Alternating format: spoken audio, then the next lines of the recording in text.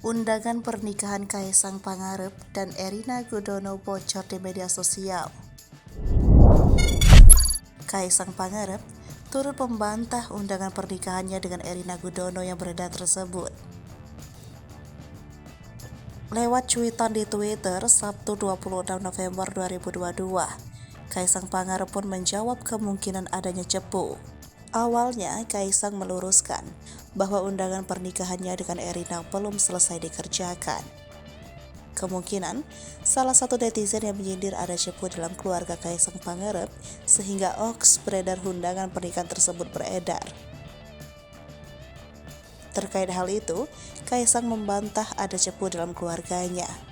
Ia justru mengatakan pihak keluarga belum mendapat undangan pernikahannya dengan Erina Gudono. Dalam foto yang beredar di media sosial, tampak undangan berlatar putih dan aksen bunga warna emas. Nama Kaisang dan Erina terpampang jelas dalam undangan tersebut. Undangan itu juga menunjukkan tempat serta tanggal pernikahan mereka, yakni Minggu 11 Desember 2022 di Pura Mangkunegaran.